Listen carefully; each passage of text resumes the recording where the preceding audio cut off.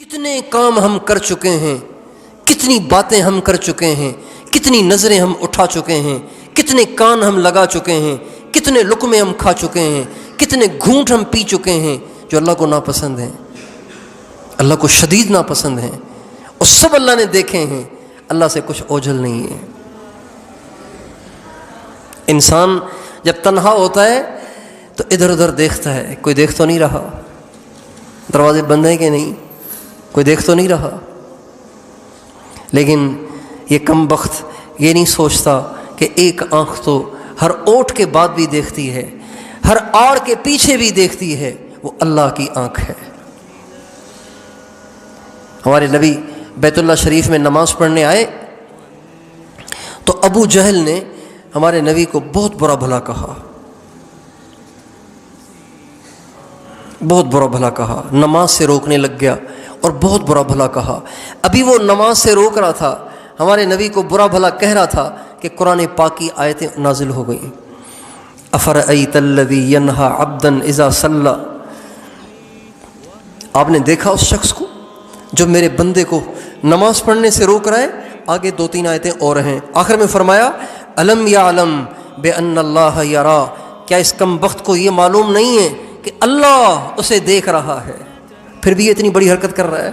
میرے دوستو، ہمیں اپنے گریبان میں جھانکتے رہنا چاہیے، کتنے کیا کچھ کیا ہوا ہے ہم سب نے، ان سب کی اللہ کو تو خبر ہے، اللہ کے پاس وہ سب لکھا ہوا ہے، اس سب کا حساب ہوگا، سب کا حساب ہوگا۔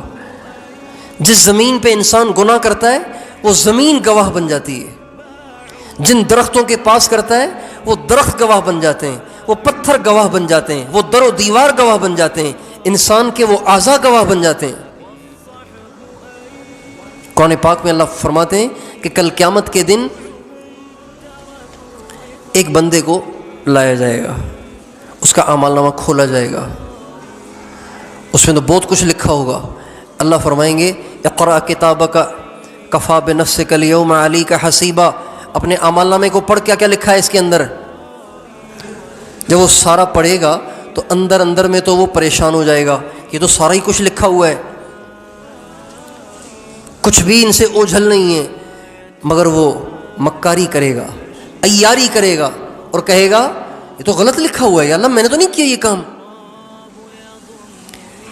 تو بہت ساری باتیں تو ایسی لکھی ہوئی ہیں جو مجھ پہ بہتان ہیں، الزام ہیں۔ تو اللہ اکبر، اللہ بڑا قادر ہے۔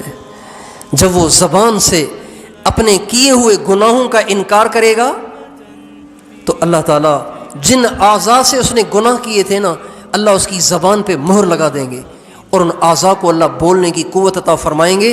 وہ اعضاء بولیں گے یا اللہ اس نے واقعی یہ کام کیے تھے۔ مثلا اگر زنا کیا ہے تو ران بولے گی، ران بولے گی۔ کانوں سے گانے سنے ہیں، میوزک سنا ہے، غیر محرم عورتوں کی مزے لینے کے لیے آوازیں سنی ہیں، تو یہ کان بولیں گے، زبان نہیں بولے گی، کان بولیں گے۔ جب سارے اعضاء ان گناہوں کا اقرار کر چکیں گے جس کا اس نے انکار کیا تھا، تو پھر اللہ اس کی زبان سے مہر ہٹائیں گے، تو وہ کہے گا ہائے افسوس، تمہیں کیا ہو گیا کہ تم میرے خلاف بولنے لگ گئے، تم میرے خلاف بولنے لگ گئے۔ تو وہ اعضاء کہیں گے انطقنا اللہ الذی انطق کل شیء، ہم بول تو نہیں سکتے تھے، بولنے کی طاقت تو اللہ نے زبانی کو دی تھی، لیکن آج جو اللہ زبان سے بلواتا ہے اس اللہ نے ہمیں بولنے کی طاقت دے دی، اس لیے ہم بول پڑے۔ کتنی ذلت اور رسوائی ہوگی اس دن۔